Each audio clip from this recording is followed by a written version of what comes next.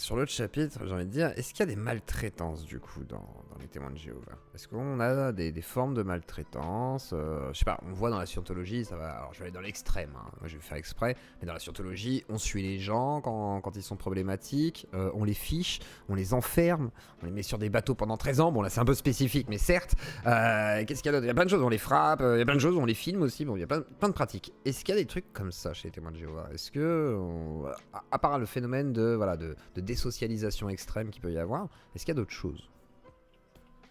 Alors, en matière de fichage, oui, clairement.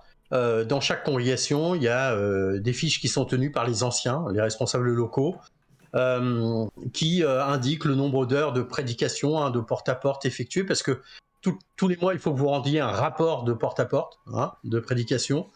Donc ça figure dans un dossier nominatif pour chacun.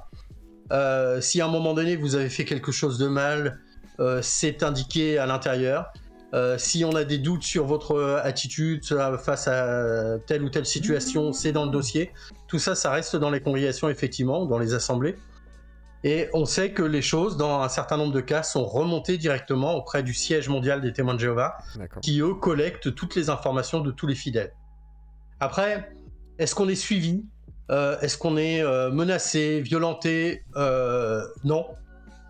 Normalement, non. Bon, moi, j'ai été violenté par un témoin de Jéhovah, mais bon, ça peut arriver. C'était il y a 5-6 ans maintenant. Voilà, il peut toujours y avoir des dérives, mais concrètement, ça ne fait pas partie de leur discours. Après, j'ai des témoignages de personnes que j'ai connues chez les témoins de Jéhovah qui en sont partis et qui se sont approchés de moi par la suite en me disant moi j'ai vécu ça et quand j'ai dit à ma mère je veux quitter le mouvement, elle m'a enfermé dans la cave pendant 2 semaines. Mon beau-frère descendait me tapait dessus pour me convaincre de rester témoin de Jéhovah. Il y a toujours des dérives, il peut toujours y en avoir, mais ça fait pas partie du discours. Là, je suis très clair là-dessus. Ça fait pas partie du discours, mais ça arrive. D'accord. Il y en a qui disent honore tes parents. Oui, après, il y en a. Oui, effectivement, tu dois honorer tes parents, etc. Après, c'est pas une doctrine de battre ses enfants, en gros. C'est ce qu'il explique. C'est pas dans le dogme. Alors. En gros. Quoique, vas-y. Après, on voyait l'autre fois dans un documentaire, il fallait corriger les enfants. Je sais plus c'était dans quoi. Si, c'était ça, c'était les corriger avec des bâtons. Ouais. Complètement. Oui. Il y a une tour de garde. Il y a une tour de garde que j'ai là, sur laquelle il est montré comment éduquer entre guillemets ses enfants, et on voit le père qui prend un garçon sur ses genoux et puis qui le frappe avec un bâton. Quand j'étais enfant, il y avait un cantique qui disait, donc c'était un cantique sur les enfants, et il disait: Dieu qui fait ses dons, les enfants, dit use du bâton. Et c'est un cantique que les adultes et les enfants devaient chanter au début d'une réunion, par exemple, où il allait y avoir un discours sur les enfants, sur l'éducation. Mon père, qui était responsable, il était ancien, pendant un temps, faisait un discours, je m'en rappelle, de 45 minutes. Il allait de salle en salle sur toute la région. Il faisait un discours de 45 minutes dans lequel il expliquait qu'il fallait frapper ses enfants si on les aimait, que c'était un commandement de Dieu, de Jéhovah. Donc oui, ça fait partie du discours. Alors clairement, je me répète, mais il y a des personnes qui aujourd'hui vont dire violence physique, non, c'est pas vrai, j'ai jamais vécu ça, etc. C'est vrai qu'il y a un certain nombre de témoins de Jéhovah qui n'ont jamais appliqué ce type de punition. Je dirais pas qu'ils sont majoritaires ou minoritaires, mais la consigne qui était donnée, qu'on retrouve dans leurs écrits, que j'ai retrouvé et que j'ai mis d'ailleurs dans mon livre Histoire insolite et secrète des témoins de Jéhovah, parce que ça fait partie des vrais éléments importants quand même de leur croyance à un moment donné, c'était qu'il fallait frapper ses enfants. Ça s'est assagi, j'ai envie de dire, parce qu'aujourd'hui on n'a plus ce discours-là chez les témoins de Jéhovah. Comme plein de choses, ça a changé. Heureusement pour les enfants d'aujourd'hui, parce que concrètement, moi comme beaucoup, on a été salement frappés, j'ai envie de dire. Mais voilà, ça faisait partie effectivement de la croyance. Après, j'ai vu également quelqu'un qui demandait violence psychologique. Oui, clairement, quand on regarde les études qui ont été faites par rapport aux membres du mouvement ou les personnes sortantes du mouvement, il y a une étude américaine en 2001, il y en a eu plein qui ont démontré ça. en fait, les témoins de Jéhovah sont un mouvement dans lequel on a énormément de personnes qui ont des troubles psychiatriques au bout de quelques années dans le mouvement. Énormément. Moi, j'en connais plein C'est logique. qui ont des troubles psychiatriques Mm. parce qu'ils savent plus mener leur vie comme ils devraient la mener. Hein, Ils font une et puis déréalisation. honnêtement, quoi. C'est la déréalisation à cause de toute la croyance, etc. et honnêtement, est-ce que tu peux être heureux? Est-ce que tu peux avoir une vie bien construite si toutes les semaines, on te répète que demain, Jéhovah va exterminer toute l'humanité sauf les témoins de Jéhovah, et qu'après, enfin, ça sera le paradis? Parce qu'aujourd'hui, on vit dans un monde pourri, dirigé par Satan, etc. Toute l'année, on leur rappelle, il y a des tremblements de terre, il y a des famines, il y a des disettes, il y a de la maladie, il y a de la guerre.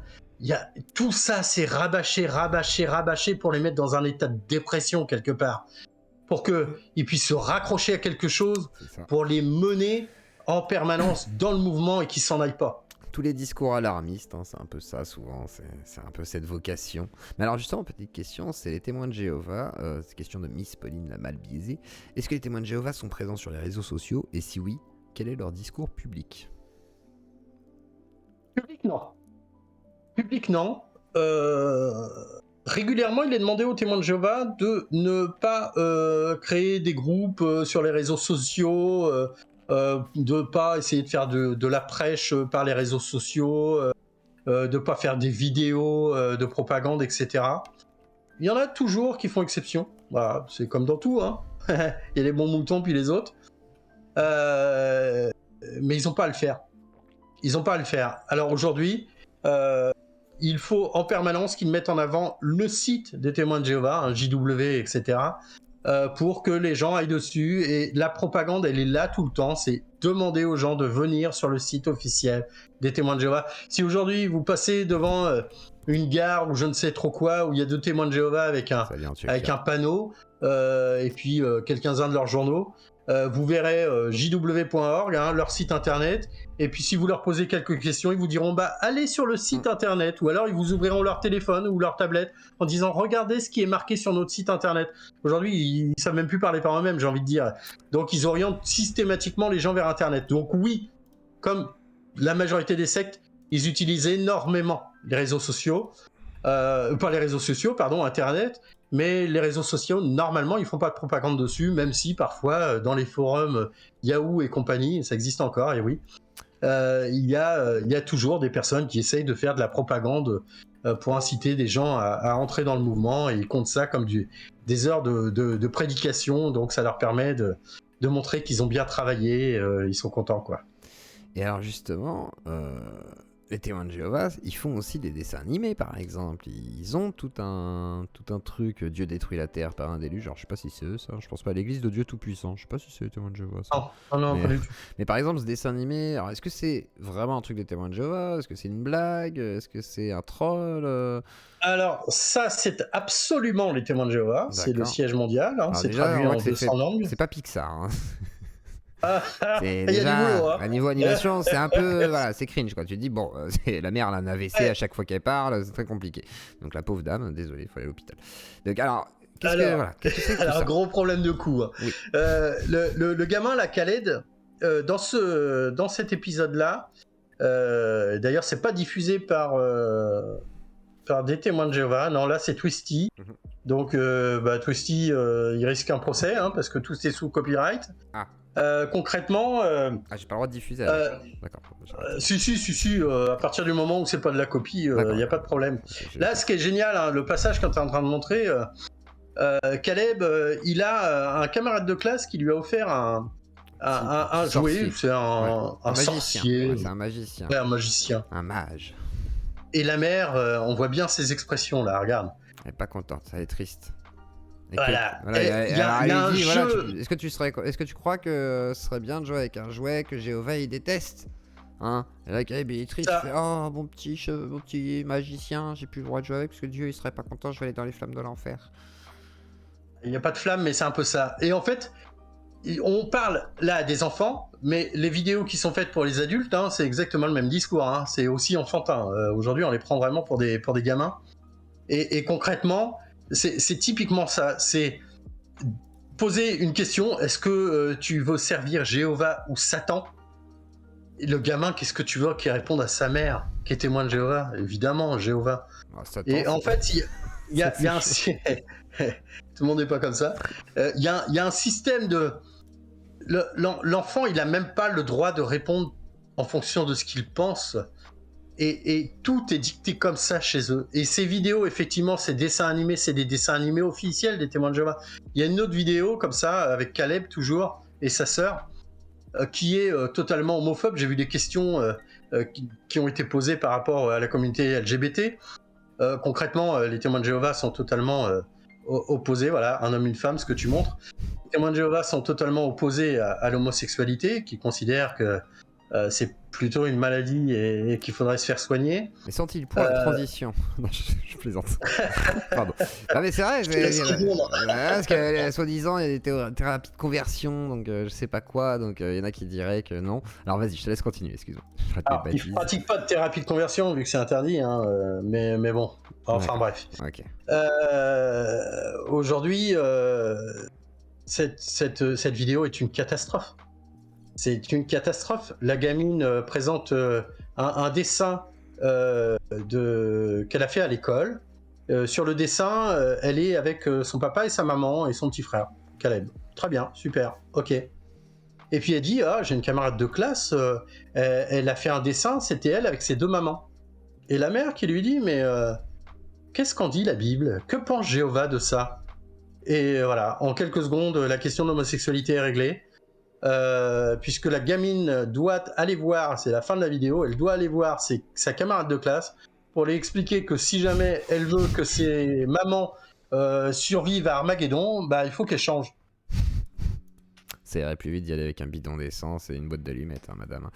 C'est d'accord. Donc on est quand même sur des trucs. Donc vous voyez, le paradis sur Terre, les humains ils sont venus comme ça, et puis après, ok, la maman qui explique ça. Donc c'est assez, donc propagande, etc. Alors, en parlant de propagande, est-ce qu'il y a un rapport avec les témoins de Jéhovah et les nazis? Les témoins de Jéhovah, les nazis? Ouais. Parce que alors, me semble-t-il, il y a des petits dossiers là-dessus. Après, est-ce que c'est vrai? Oui. Oui, non. Tu fais bien l'ignorant, mais alors, c'est-à-dire, c'est une théorie du complot, c'est vrai, c'est faux, c'est... Est-ce que les témoins de Jéhovah ont envoyé un courrier à Adolf Hitler pour leur dire nous avons les mêmes objectifs? Oui, il est là le courrier. Concrètement, quand Hitler est arrivé au pouvoir, assez rapidement, il a décidé d'interdire plein de mouvements, dont les témoins de Jéhovah. Voilà. Et étant donné que la filiale allemande était quand même la plus riche des témoins de Jéhovah en Europe, ça a un peu embêté les témoins de Jéhovah. Et donc la filiale allemande a envoyé un petit courrier à Adolf Hitler en lui disant mais nous avons les mêmes objectifs que vous. Ils en mettent plein le dos des juifs par exemple. Donc c'est assez intéressant à lire, hein. Il est en entier, vous pouvez le trouver assez facilement.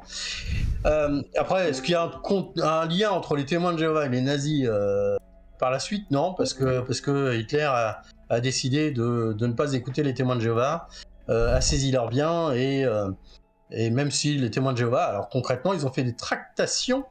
Il y a eu des tractations entre le gouvernement américain et les témoins de Jéhovah et le gouvernement allemand pour essayer de récupérer quand même un certain nombre de choses, parce que Hitler voulait tout saisir. Enfin voilà, il y a eu quand même des tractations, parce que si les témoins de Jéhovah n'ont pas le droit de voter, le collège central, la Watchtower, le siège des témoins de Jéhovah, finance quand même régulièrement le parti républicain aujourd'hui.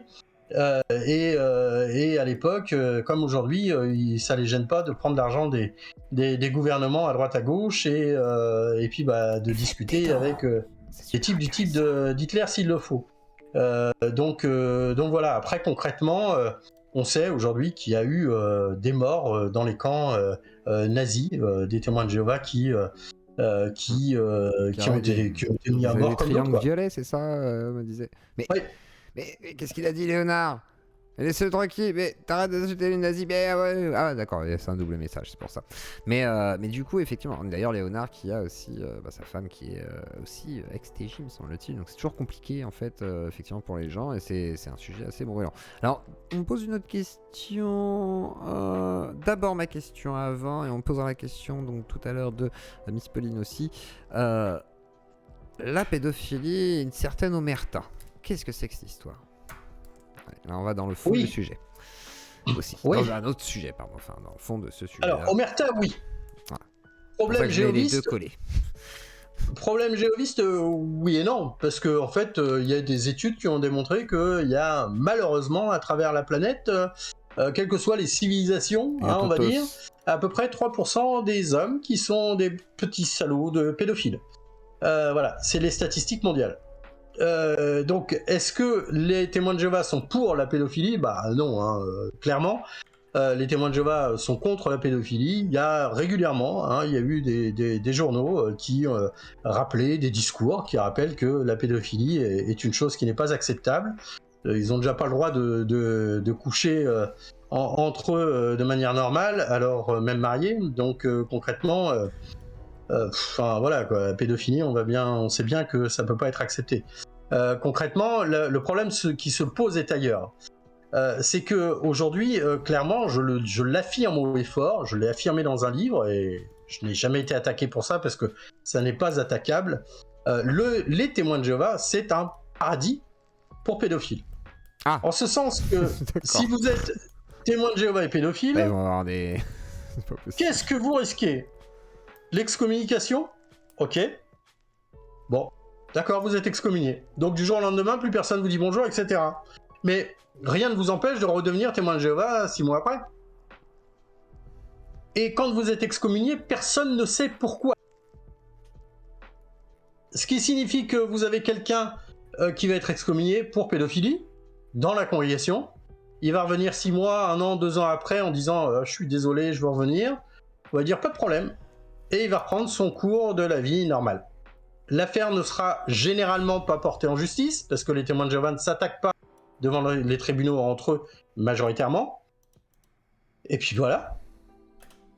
Et puis c'est tout. Quand je disais que l'excommunication était une peine très lourde, bah, pas toujours. Parce que pour un pédophile, c'est quand même une peine assez légère, j'ai envie de dire. Oui, c'est que ça devrait aller au-delà. Ça devrait aller au-delà, mais c'est pas le cas. Et attention, vous êtes excommunié si vous faites pas preuve d'un repentir sincère. Oui, c'est genre faut avoir des regrets, quoi. Ça, leur mot c'est repentir sincère. Alors qui juge ça? En fait, vous êtes reçu par 3 anciens, dont 3 responsables locaux, type costard cravate, 40-50 piges, qui vont vous poser des questions et qui vont, si vous dites oui, je suis pédophile, j'ai fait ça, ok, ils vont vous poser des questions pendant 1 heure, 2 heures. Et si vous êtes suffisamment repentant, ils vont dire bon, ok, on n'en parle plus. C'est ok. Et alors, jusqu'à quel point ça s'étend jusqu'à quel point c'est grave ces problèmes de pédophilie? Parce que c'est pas une pratique jéhoviste, mais il y a un gros silence. Comment ça s'applique? Est-ce qu'on empêche les gens de porter plainte? Enfin, comment ça se passe dans ces cas-là? Il y a des anciens. Moi, j'ai eu le cas d'un ancien, d'un homme qui était ancien, donc responsable chez Témoins de Jéhovah, qui a quitté le mouvement. Le jour où il a eu à traiter ce genre de dossier, il a dit au siège des Témoins de Jéhovah, moi, je peux pas suivre vos directives, il faut que j'en parle à la justice. Et on lui a dit, on te permet de le faire, mais à condition que tu le fasses de manière anonyme. Donc on lui a dit d'aller dans une cabine téléphonique à l'époque. Il a appelé la police en disant Monsieur Machin est un pédophile, et il a raccroché. Voilà. À votre avis, une affaire comme ça va jusqu'où? Ok, ça s'arrête là, quoi. C'est pas terrible. D'accord. Il y a c'est pas terrible. Donc vrai silence et ils savent. Officiellement, aujourd'hui, si on regarde les courriers qu'ils envoient au gouvernement, etc., leur réponse aux médias, c'est nous dénonçons à la justice à chaque fois qu'il le faut, etc. Quand on prend le livre réservé aux anciens, qui est un livre secret que eux seuls ont le droit d'avoir, donc on l'a tous, en tant qu'excommunié, évidemment, on se débrouille pour l'avoir. Dans ce livre-là, il y a toutes les consignes qui sont données, et entre autres, il est indiqué qu'il faut porter l'affaire auprès de la justice pour que le tribunal puisse statuer, etc. Mais honnêtement, il y a énormément d'affaires comme ça qui sont tues parce qu'ils s'attaquent pas entre eux, et que généralement on demande aux fidèles dont l'enfant par exemple s'est fait violer, de pardonner. Alors, il y a un journal des témoins de Jéhovah qui est une catastrophe. Une catastrophe. Il expliquait à l'intérieur que une femme qui se fait violer doit considérer que l'homme qui est en face d'elle n'est qu'un homme, et que donc il faut les hormones, tout ça, quoi. Ouais. Il faut faire preuve de compassion. C'est une catastrophe, quoi. Après, tu peux le sucer s'il t'a violé, je veux dire, à la limite. Attention. Quelle horreur. Pardon, excusez-moi, c'est une blague. Mais voilà, vous voyez le délire, quoi. Le discours là, c'était un discours qui était dans un de leurs journaux il y a quelques dizaines d'années. Donc je sais pas s'il tiendrait aujourd'hui ce discours là, parce que ça serait un peu moins bien vu qu'aujourd'hui. Et le sucer, non. Ah, c'est interdit, c'est vrai, pardon. Qu'est-ce qu'on a le droit de faire? Sexuellement, on a le droit de faire quoi, en fait? À part du missionnaire. Alors, c'est ton conjoint d'un autre sexe vaginal. D'accord. C'est tout. Donc la levrette est autorisée quand même. Vaginal. D'accord. Donc tout ce qui est vaginal, dans n'importe quel sens, mais c'est tout. C'est tout. Si t'as glissé La contraception, par hasard... ta contraception, tu choisis ton mode de contraception, y a pas de souci. T'as le droit de te contraceptier. Et heureusement. D'accord. T'as le droit de te mettre un implant? Aucune idée. D'accord. T'as le droit de faire une prise de sang maintenant? Enfin, est-ce qu'on a le droit aujourd'hui de faire les fameuses transfusions? Parce que ça, c'était la rumeur quand j'étais enfant. On nous disait, les témoins de Jéhovah, ils font pas de transfusion, ils vont tous mourir. Et après, on m'a dit, non, c'est pas totalement vrai. En fait, ça a un peu changé. Et c'est vrai que j'ai vu que c'était un peu différent. Alors, qu'en est-il de cette légende? Ça n'a absolument pas changé. Les témoins de Jéhovah refusent totalement la transfusion de sang. Il y a un journal dans les années 80. Il félicite les enfants morts. Voilà. Ah, c'est beau. Ouais. Il y a un journal dans les années 80 qui effectivement les présentait en exemplaire, parce que jusque devant les tribunaux ou devant les médecins, ils ont tenu foi jusqu'à la mort. Magnifique. Ils sont au paradis en fait. Du coup, ils sont non, ils sont dans la tombe en attendant d'être ressuscités après Armageddon. C'est une arnaque. Hein. C'est vraiment une arnaque, c'est pas possible. C'est quoi cette religion de merde? Non, pardon, désolé hein, pour ceux qui le sauraient, mais je veux dire quand même, pas foufou quoi, d'accord. Donc toujours d'actualité ça en fait. Alors pourquoi on dit que c'est faux maintenant? Enfin, pourquoi il y a cette légende urbaine du coup où on dit ouais mais c'est pas vrai et tout, en vrai ils se font... c'est pas interdit. Alors, il y a le discours officiel, il y a la réalité des faits, et puis il y a ce qu'ils nous mettent dans leurs publications les vidéos destinées au grand public. Aujourd'hui, ils nous disent que les témoins de Jéhovah ne meurent pas. Voilà, ça c'est le discours officiel. Ah bon? Des témoins de Jéhovah qui meurent parce qu'ils refusent la transfusion de sang? Non, parce que il y a concrètement des soins, des produits qui peuvent très bien remplacer le sang. Régulièrement, ils font des discours à ce sujet-là, des conférences de presse, etc. Concrètement, aucun produit aujourd'hui ne peut remplacer à 100% le sang. Ça n'existe pas. Il y a une étude qui avait été faite qui démontre qu'il y a un témoin de Jéhovah, en fait, tous les environ 8 heures à 12 heures, qui décède pour refus de transfusion de sang. Est-ce que donc, ouais. Est-ce que ce serait pas un peu vu comme un suicide, du coup? Non, le suicide est interdit. Mais alors pourquoi? Non, tu refuses un soin qui te sauverait? Non, tu es exemplaire, t'as tenu bon jusqu'à la fin, mais t'es quelqu'un de... Ouais, mais si tu te casses une jambe, ils vont pas te dire de pas mettre de plâtre? Non. Alors, la transfusion de sang, bon... Oui, parce que je comprends pas. Alors, c'est simple. Il y a un verset de la Bible, Acte 15, qui dit « L'Esprit Saint et nous-mêmes avons jugé bon de ne mettre sur vous aucun autre. » Enfin, voilà. Les fardeaux qui sont interdits aux témoins de Jéhovah, c'est la consommation de sang, on parle pas de transfusion, ça n'existait pas à l'époque. La consommation de sang, la consommation de choses sacrifiées aux idoles, la fornication. Alors, qui refuse la fornication, qui ça va gêner? Franchement, ils font ce qu'ils veulent et plein de mouvements religieux interdisent la fornication, ils ont le droit, enfin voilà. Ça n'embête personne, on va dire. Ils n'ont pas le droit à la transfusion de sang parce que la Bible dit de s'abstenir du sang.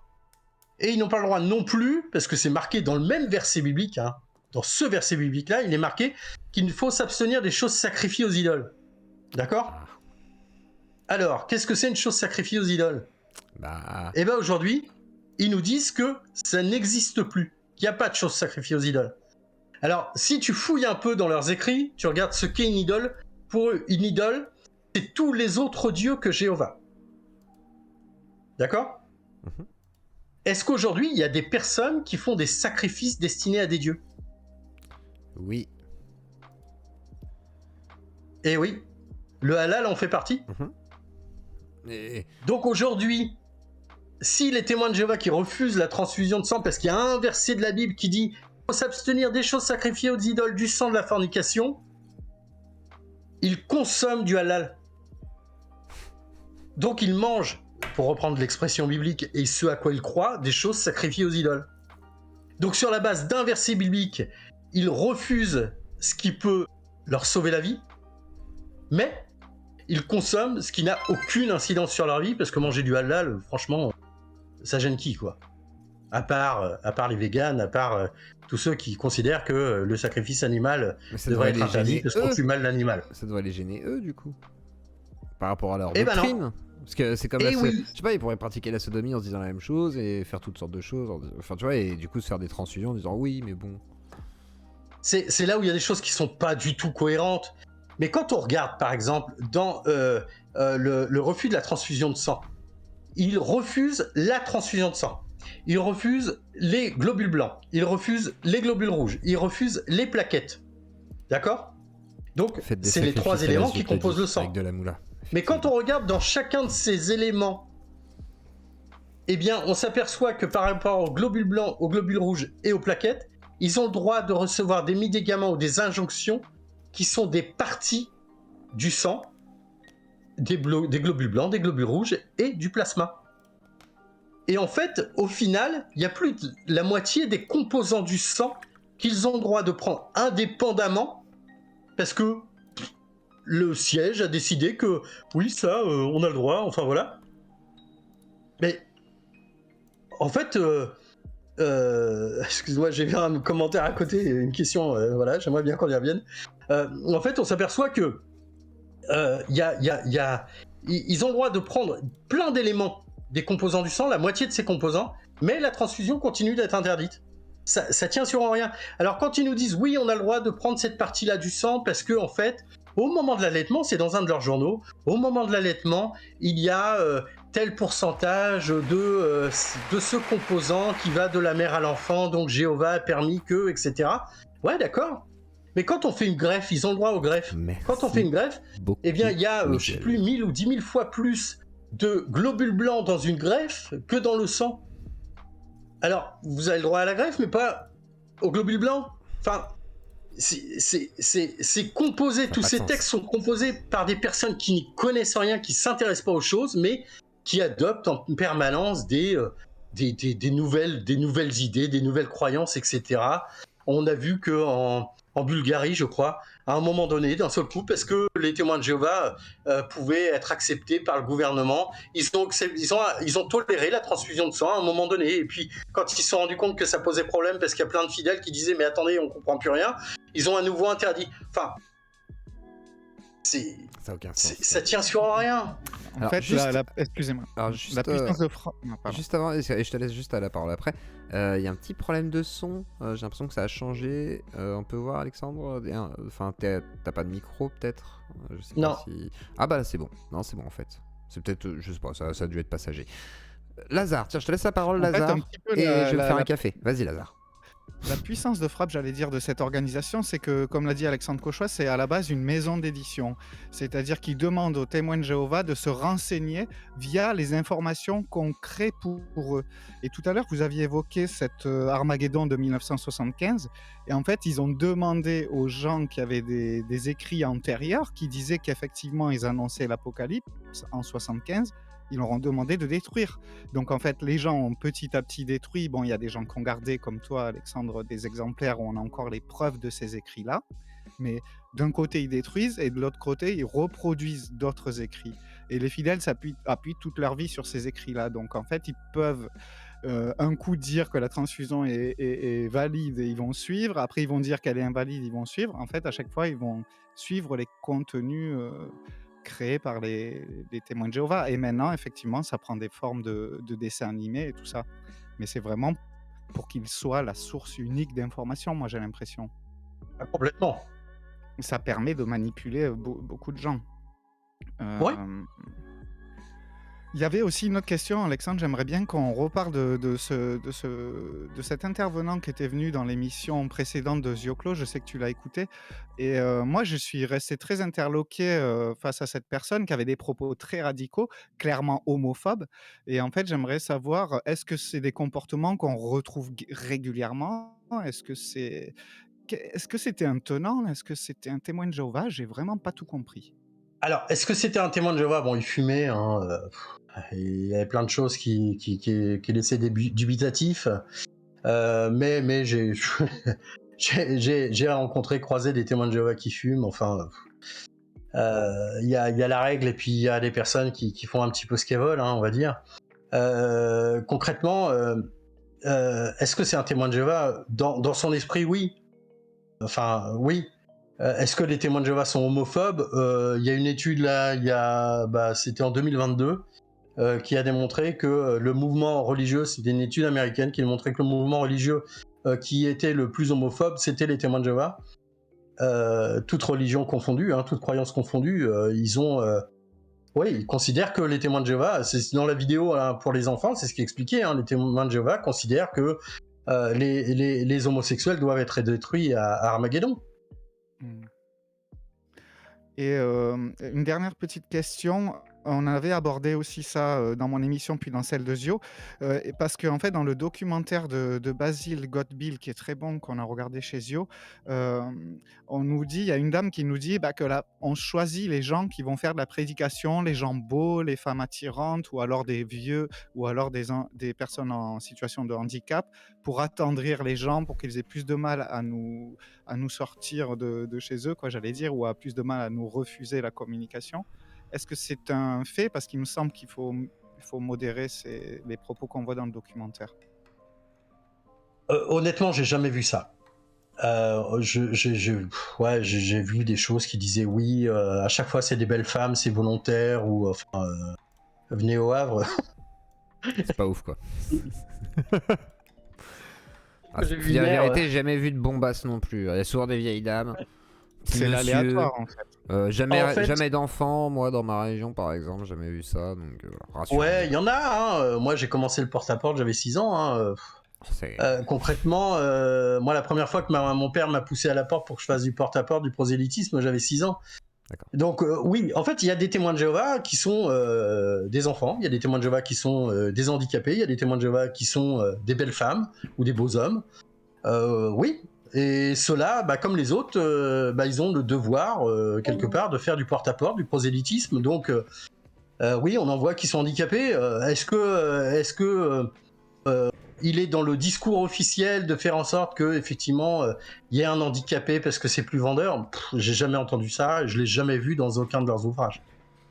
Oui, je pense que après c'est une vision peut-être plus marketing, pourquoi pas, enfin de management qui existe un peu de partout, donc au pire tu peux la retrouver à la limite, quoi. C'est une manière peut-être classique de diriger les choses. Je pense qu'il y a suffisamment de raisons pour lesquelles dénoncer ce mouvement pour pas avoir besoin d'aller chercher des choses comme ça. Oui, quoi. C'est pas forcément le plus pertinent, mais j'ai intercepté une gamine qui faisait du porte-à-porte il y a 2 ans, j'ai engueulé les parents qui entendaient en bas, je leur disais si j'étais pédo, bande de Non, mais on dit pas ça aux gens non plus, quand même, faut pas dire ça.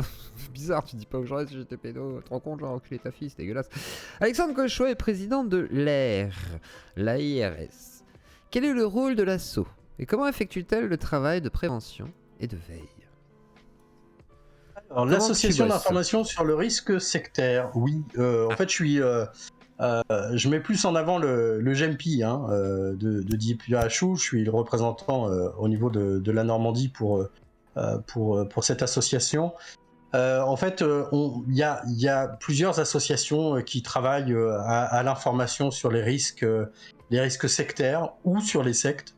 Parce que parfois, vous avez l'Église catholique, en son sein, vous avez des mouvements sectaires.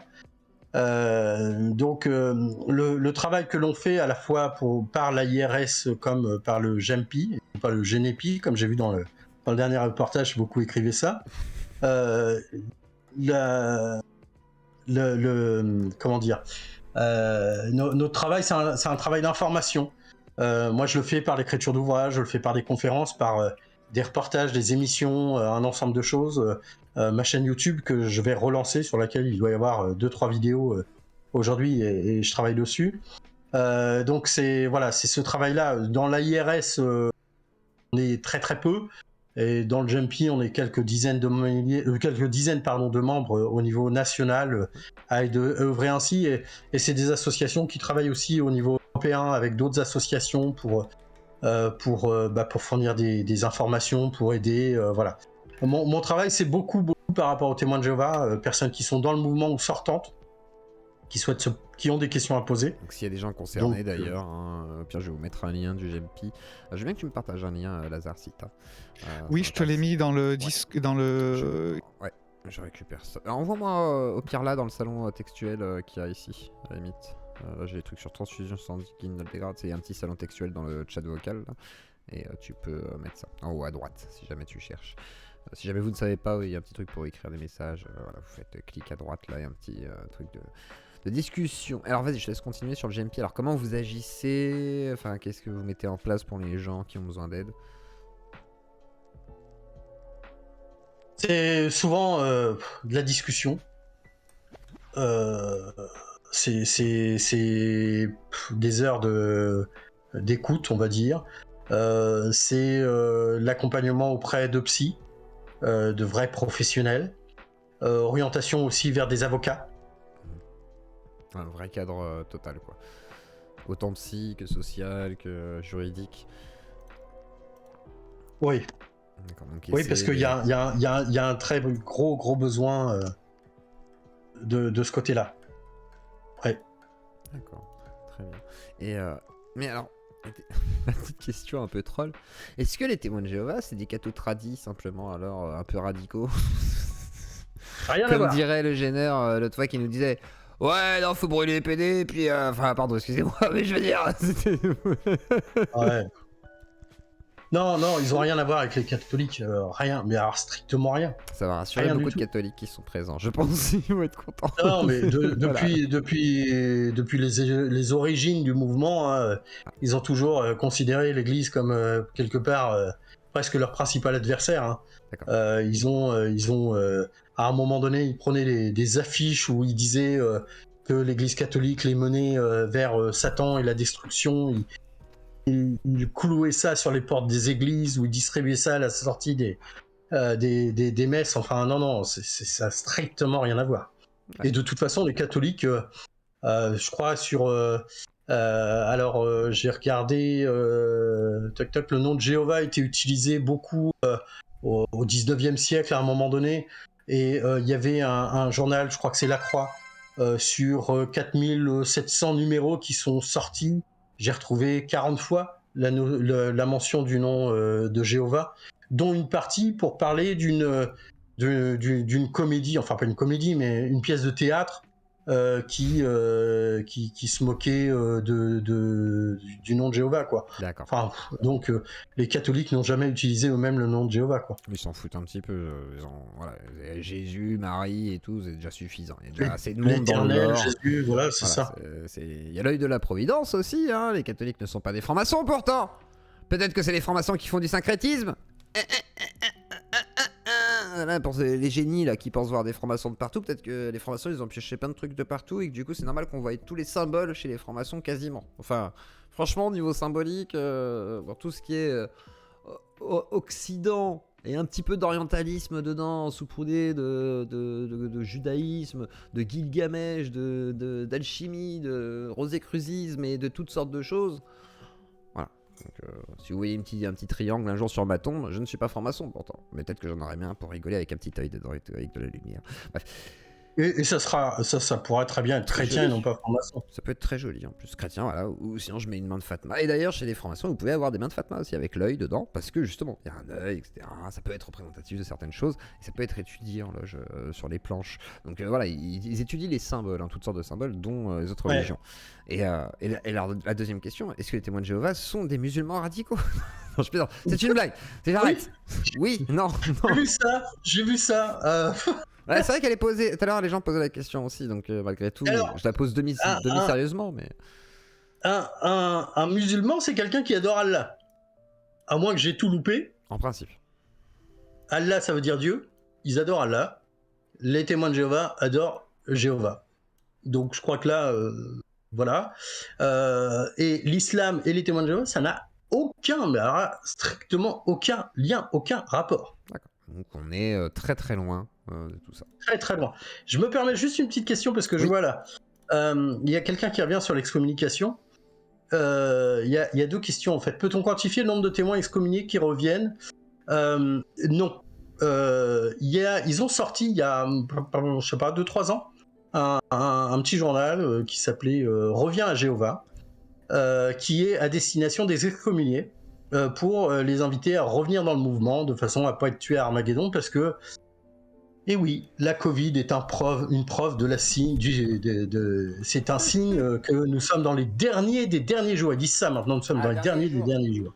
Ils sont longs les derniers jours.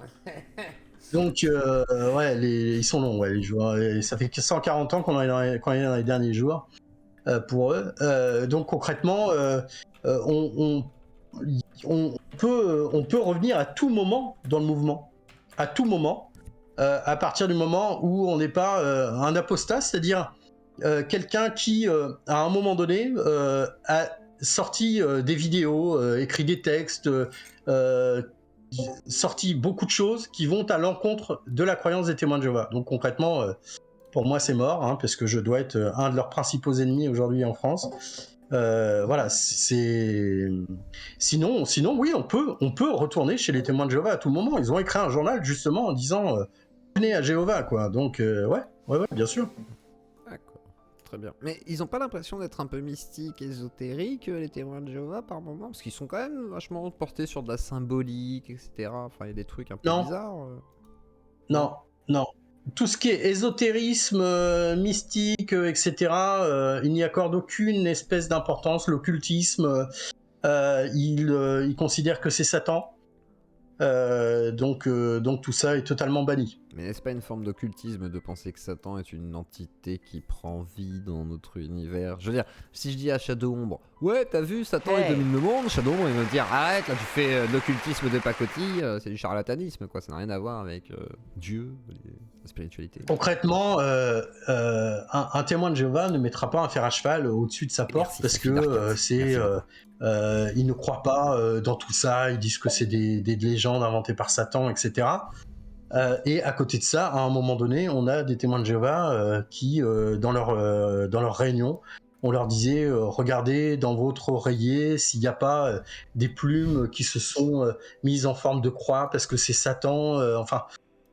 Ils sont capables de croire que les Pokémon c'est des créatures du démon et puis que les Schtroumpfs, à un moment donné, les Schtroumpfs, attends, oui, on nous racontait. Oui, mais il y a de l'alchimie, c'est pas pareil.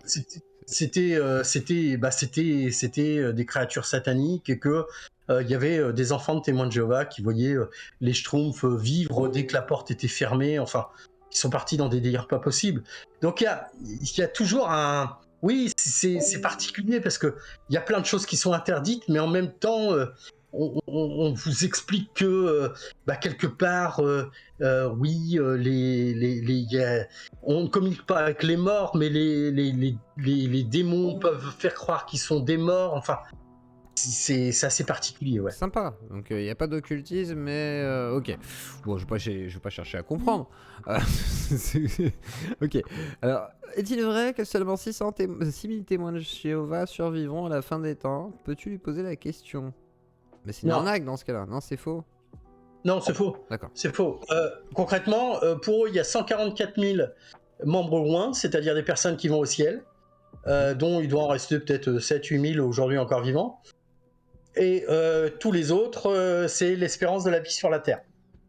D'accord. Donc, comment ça va se passer? Jéhovah va tout détruire. Ok. D'accord. Il va tuer donc 99,8% de l'humanité. Il n'y aura plus que les témoins de Jéhovah. Ok. Et ils seront en charge de recréer le paradis ensuite. Ok. Et à ce moment-là, au bout d'un certain temps, il y a toutes les personnes qui ont vécu sur la Terre jusqu'à aujourd'hui et qui sont mortes avant que Jéhovah n'extermine tout le monde. Toutes ces personnes-là vont être ressuscitées sur une période de 1000 ans. Ok. D'accord. Ok. Ils vont... Jéhovah, long, il va ressusciter. Alors t'imagines un peu, il va ressusciter le pire des anarchistes. Les témoins de Jéhovah, hein, les survivants vont aller le voir en lui disant est-ce que tu acceptes de vouer ta vie à Jéhovah? Il répond non. Là, deuxième mort, et cette fois-ci, il peut plus être ressuscité. Ah. Bah ouais, mais on Si n'est pas il con quand dit- même. Si on est ressuscité, on va dire oui. Ouais. Ouais, mais s'il dit oui, il a le droit à la vie éternelle. Ah. Sauf que, Il y a beaucoup de conditions. au quand bout même de dessus, 1000 hein. ans, au bout de 1000 ans, Jéhovah, il lâche Satan et ses démons. Il lâche. Et là, Il pendant- les lâche genre ouais, je te parle Ouais. plus. Ou il les lâche sur terre genre Ouais, ah de attaquez. retour. Ah. Ils sont enfermés, ils vont être enfermés pendant 1000 ans. Ah, mais c'est une boucle Et au en bout fait. de 1000 ans, Jéhovah, Dieu d'amour, qui a déjà exterminé 99% de l'humanité, au bout de 1000 ans, pour tester la fidélité des témoins, enfin des humains encore vivants, il va relâcher sur la terre Satan et ses démons, leur dire vas-y, faites-vous plaisir, et on verra qui me reste fidèle. C'est chaud. En gros, c'est un peu comme un drama YouTube comme hier, quoi. C'est un peu le même truc. C'est une boucle infernale qui s'arrête jamais et qui se relance indéfiniment pour vérifier que les adeptes sont toujours là à cliquer sur la chaîne. D'ailleurs, en parlant de cliquer, mettez des pouces bleus parce que 170 pouces bleus, c'est honteux. Je veux dire, la soirée est super intéressante. Vous êtes 800, il y a que ça. C'est honteux. Voilà, c'est juste honteux. C'est tout ce que j'ai à dire. Non, vous êtes 700, pardon. Bah, c'est honteux. Voilà. Entre Twitch et YouTube. Donc, voilà. Et bonjour YouTube et bonjour Twitch, vous êtes de retour. Donc, l'apocalypse, c'est pour bientôt. Malheureusement, je me dis quand même c'est assez fou comme croyance parce que ça va assez loin et ça n'a pas de sens en fait. En fait, ça me fait penser aussi à la scientologie où voilà, tu te clears et après une fois que t'es clarifié, t'apprends que Xenu t'a mis des démons dans le corps et qu'il faut encore lutter contre ça. Et du coup, ça se finit jamais. Et je me dis que la promesse après la mort est même pas si folle que ça, donc c'est assez triste. Franchement, et si tu me permets, je vais te laisser imaginer un instant. Vas-y. Le paradis des témoins de Jéhovah, c'est quoi? Il y a un périodique, je sais plus, c'était dans les années 50, des témoins de Jéhovah, qui expliquait que les témoins de Jéhovah, les survivants, pendant, je crois, les 8 premiers mois après Armageddon, leur travail, ça sera d'enterrer les cadavres. Sympa. Alors aujourd'hui, ils en parlent plus de ça, hein, parce que ça donne pas trop envie. Après, en tant que Mais reconversion de t'imagines- fossoyeur, Non, mais- c'est. Non mais t'imagines un peu, tu viens de passer par une épreuve quelque part, qui est l'extermination de 99% des personnes sur Terre. De tes voisins, toutes les personnes que tu connais sont exterminées. D'accord? Ensuite, on te dit, bon, a priori, il va falloir enterrer les cadavres. Mais dans quel état est la Terre? Ouais, mais tu te dis, ouais, mais c'est pas ça. Non, tu comprends pas, Alexandre. C'est genre, voilà, Non, il y a eu l'Armageddon, il y a eu des météorites qui sont tombées. La Terre, elle est meuble, déjà. Il y a tout le monde qui est mort. Bon, déjà, t'as vécu un drame, comme tu le dis, mais c'est plus. Être fossoyeur, c'est une nouvelle carrière. Après coup, tu te sens utile. Mais non. Parce que- Moi, je rationalise. Ah ouais, imagine du jour au lendemain, on dit encore en France comme partout sur la Terre, à partir de maintenant, on s'occupe plus des centrales nucléaires. Mais qu'est-ce qui se passe? Très bonne idée. Mais elles explosent toutes. Ouais, non, Les c'est unes vrai. après les autres, toutes les centrales, et en quelques jours, hein, elles sont plus refroidies, tout explose. C'est-à-dire que leur paradis qu'ils nous promettent, sans déconner quoi. C'est une terre couverte de matière irrespirable. Enfin, alors oui, ils vont nous dire, oui, mais Jéhovah avec ses petits bras, il va faire en sorte que... ah non mais d'accord, mais... Enfin, c'est affolant quoi. Donc ils vont se retrouver avec un air irrespirable, avec devoir enterrer les cadavres, avec plus d'électricité, hein, clairement, parce qu'il faudra qu'ils me disent où ils l'ont.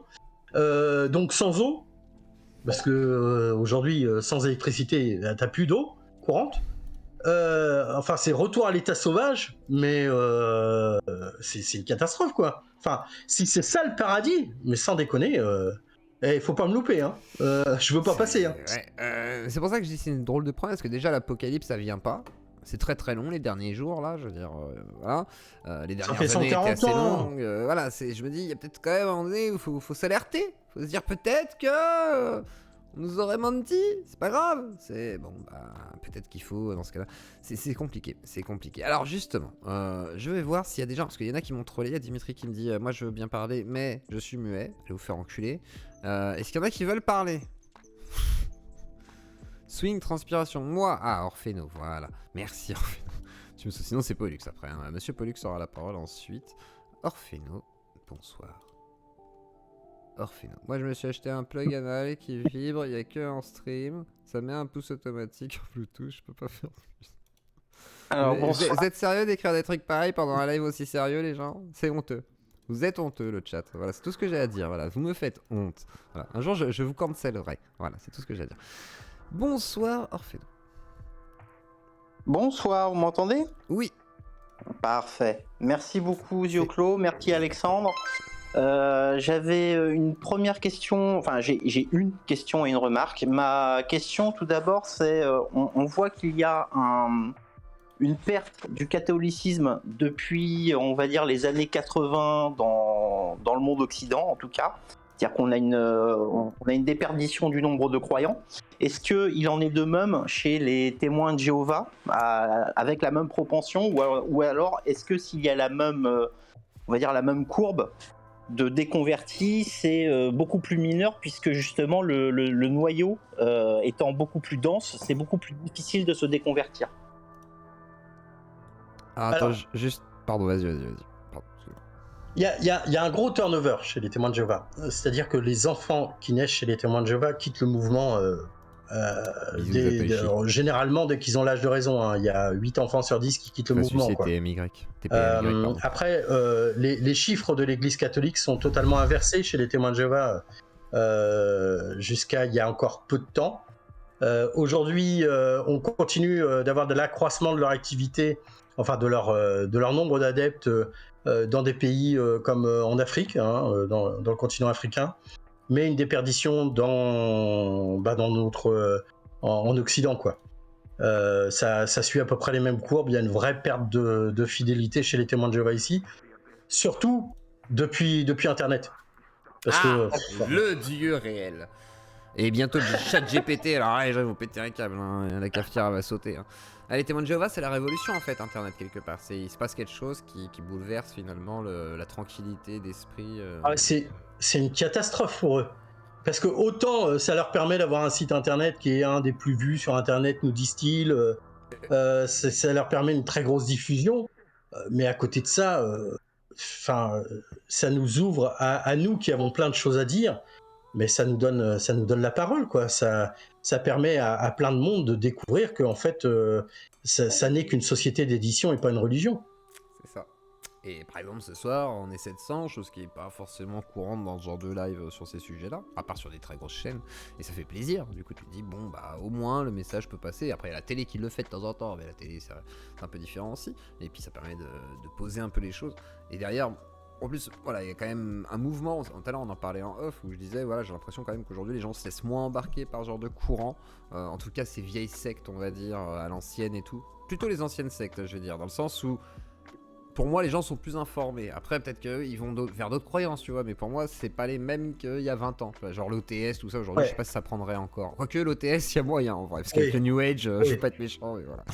C'est entre un Il y a peu de toujours moyen de faire franc-maçonnerie quelque et tout. chose. Ouais, puis c'est pas ça, le côté un peu rituel et tout, ça marche toujours, quoi. Il y a le côté clinquant, quoi. Voir tous les mouvements qui nous font manger du cru, être vegan, etc. Alors je dis pas que tous sont liés aux sectes, hein, attention, hein. Ne déformons pas tout, mais il y a plein de mouvements sectaires qui naissent là-dedans avec des morts, enfin voilà quoi. La politique aussi, hein, aujourd'hui, hein. La politique est très marquée par ça aussi. Mais bon, vas-y. Sinon, ma petite remarque, c'était que, en fait, le terme Jéhovah, on l'utilise aussi chez les catholiques. Alors, personnellement, j'ai eu une éducation catholique, j'ai eu des cousins chez les témoins de Jéhovah, mais j'avais pas l'impression qu'ils étaient, on va dire, dans un mouvement réellement sectaire. Certes, très fermé, mais pas réellement sectaire. Par contre, le terme Jéhovah, il existe dans la Bible chrétienne, en tout cas chez les catholiques, c'est Yahvé. En fait, on l'écrit. Mais comme c'est ça. pas Jéhovah. Attention, ça s'écrit Yahvé. Alors tu le trouveras avec un V, tu le trouveras avec un W, mais par contre, ça se prononce Jéhovah. Mais dans Final Fantasy Jéhovah, VII, c'est Yahvé. dans Final Fantasy VII aussi, il y a Jéhovah dans ce cas. Moi je dis ça, je dis rien, mais c'est voilà. Enfin, Génova. honnêtement, Génova. Et, j'ai jamais. ça s'écrit Yahvé, mais ça se prononce Jéhovah, et c'est pour ça, en fait, c'est de là que vient le terme. C'est que c'est juste différentes manières d'écrire le même nom, en fait. Après Iowa, c'est pas la même chose. Les témoins de Genova. Non mais vas-y, Alexander, pardon, Alexander Samuel, j'allais dire. Alors, le nom de Yahweh. Que je dis, bien sûr. À moins qu'on m'enseigne des conneries à l'époque. Bah juste, on va laisser répondre à Alexandre parce que moi je ne sais pas, je ne suis pas, voilà, mais comme ça Alexandre il va te dire. Ouais. Le nom Yahvé ou Yahweh, c'est effectivement une façon de lire YHWH, c'est-à-dire le tétragramme, hein, les 4 lettres du nom de Dieu dans la Bible. Il est traduit généralement par l'Église catholique dans les différentes Bibles par le Seigneur. Quelques auteurs, et de moins en moins, quelques traducteurs mettent le nom Yahvé ou YHWH. Généralement, c'est Seigneur. Si certains le lisent Jéhovah, c'est local. Ça n'est pas dans l'enseignement de l'Église, à ma connaissance. Hein. C'est dans l'enseignement. Oui, Bah écoute, moi j'ai mes 2 filles qui sont passées par qui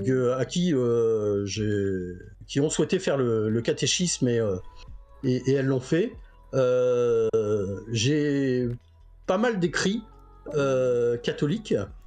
Je n'ai nulle part le nom de Jéhovah. Il y a Jéhovah, c'est un nom qui a été inventé, je crois, par un moine dominicain en 1500 quelque chose, 30, je sais plus. Et c'est un curé qui a sorti ce nom-là dans un livre totalement anti-judaïque, voire même antisémite, hein, même si aujourd'hui ce mot-là n'existait pas à l'époque. Et ça a été repris, ça a été très peu utilisé. Alors je me suis documenté pendant des années là-dessus. Et en fait, Jéhovah, il y a très peu de membres, même dans l'Église catholique, qui l'a utilisé. Après, localement, qu'un curé ait enseigné en utilisant le nom de Jéhovah. Pourquoi ? On retrouve le nom de Jéhovah sur certaines églises. C'est marqué J-E-H-V-O-H sur certaines églises. Mais là, c'est les maçons. C'est pas l'église. C'est les maçons qui ont fait ça. Et pourquoi les maçons écrivent ça ? Tiens, est-ce que tu sais pourquoi ils mettent ça ? Parce que le nom des maçons opératifs, je ne parle pas des francs-maçons, mais des maçons opératifs, le nom de leur dieu, c'était pour beaucoup Jéhovah. Ok. Ça, je savais pas, tu vois. Ok. Intéressant. Pourquoi ? Ouais, sincèrement, peut-être qu'ils auraient écrit leur histoire, parce qu'avec le Midi-RAM et tout, c'est souvent des... Bref, c'est un autre débat. Orphéno. Ouais, non, juste pour terminer, Alexandre, parle-en à tes filles, qu'elles posent la question en fait à leur propre catéchisme.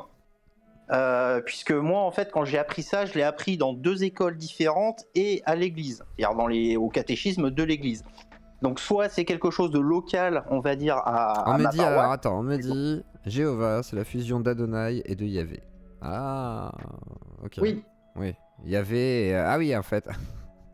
YHW, pas HYV, oui, ok. GT. Comment ? Mais de mémoire, en fait, on me disait simplement que c'était différentes manières d'écrire Yahvé, sachant que Yahvé, on ne devait pas le prononcer Yahvé, mais justement Jéhovah. Voilà. Merci beaucoup, Alex. Merci beaucoup, Zioclo. Je me mue. Pour ce petit point Merci. sémantique. C'était le point sémantique. Alors, je vais voir qui veut prendre la parole avant. Non, Jéhovah est une prononciation médiévale du tétragramme. La prononciation du tétragramme est perdue. Non. Il est hébreu, donc non, voyez, lisez, comme toutes les langues sémitiques, la prononciation du nom de Dieu était une mystère révélé du grand. Mais on n'a pas le droit de dire le nom de Dieu normalement, je crois. Pardon. Alors, Sinon, ça... le nom Jéhovah en lui-même n'existait pas. Voilà. Pour une simple raison, c'est que le J, c'est une invention assez récente, on va dire. Et que donc, au XIVe siècle, non.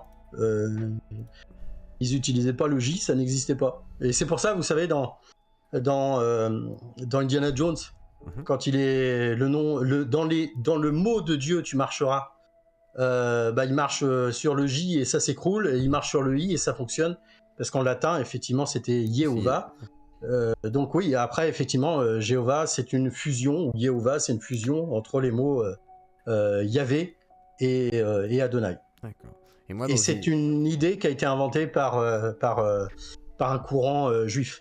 D'accord. Alors moi, petite théorie du complot, j'avais vu des gens qui recherchaient dans le catholicisme et tout, et ils croyaient révéler des secrets sur le fils de Caïn et Abel, et qu'il y avait des sortes de gens qui descendaient de Caïn, d'autres d'Abel, enfin bref, qu'importe, une théorie du complot pété. Et en fait, au bout d'un moment, ils disaient, ouais, les francs-maçons, leur but final, c'est pas le satanisme, c'est pas de dominer le monde, non, c'est de trouver le nom de Dieu pour le détruire. Et ça... À l'époque, ça m'avait perturbé quand j'étais complotiste. Bon, maintenant, je me dis c'est un peu débile. Mais, parce qu'en gros, si tu prononces le nom de Dieu, en fait, il meurt.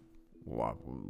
Ça dépend. Tu parles du Dieu unique à quel moment dans l'histoire de l'humanité ? Dieu unique. Parce que pour le monsieur qui croyait à tout ça, c'était forcément que Dieu existait, quoi. Enfin, voilà. C'était une quête, finalement, contre les francs-maçons. Franchement, le Dieu des Hébreux, à la base, faites vos recherches, mais il s'appelait pas Yahvé ou... à la base, il s'appelait El, E-L. Ensuite, il s'est appelé Yahou. Il était marié à l'épouse de Dieu, dont on voit une quarantaine de mentions dans la Bible, qui s'appelait Asherah, ou Astarté. Voilà, donc et elle, tout ça, c'est ce qui vient d'en haut, c'est ça, je crois, non, pas... Comment ? Elle, c'est ce qui vient d'en haut, c'est pas ça ?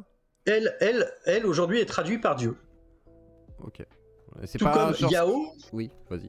C'est vrai, ça, il y a même Elohim. En fait, c'est Elohim. C'est en fait, t'as 2 noms. T'as Elohim dans la Torah, enfin dans l'Ancien Testament, et Yahvé.